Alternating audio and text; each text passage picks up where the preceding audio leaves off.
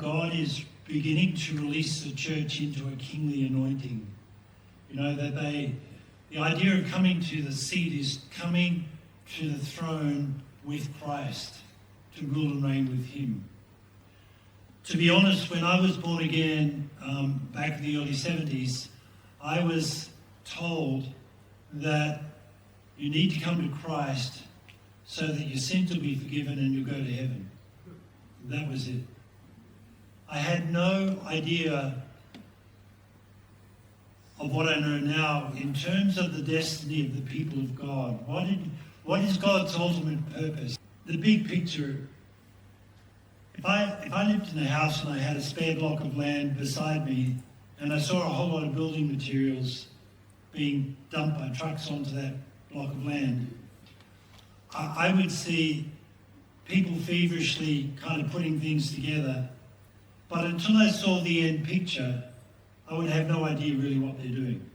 Until I kind of saw an architect's diagram and a photo of what the finished product will look like, all I can see is bits of brick and timber, and that's kind of where we're at the moment.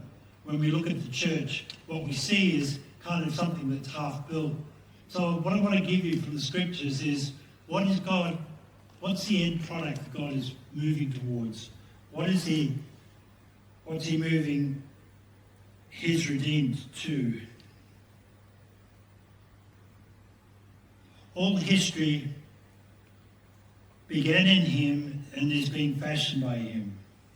He sustains all things by his mighty power. Hebrews 1:3 says this: upholding and maintaining and guiding and propelling the universe by his mighty word of power. Sometimes it looks like the devil's got the upper hand. We look at the news, we look at what's happening in Ukraine and American elections, different things, and you go, God, are you in control here? But he is. The truth is, God's not fazed. If you read Psalm 2, he who sits in the heaven laughs. He's not fazed by what's going on. He's not looking for plan B, wondering what he's going to do in response to something clever the devil's come up with. So I want to just anchor you in the fact that God is moving and propelling the universe by his mighty word of power to the ultimate conclusion that he's already ordered.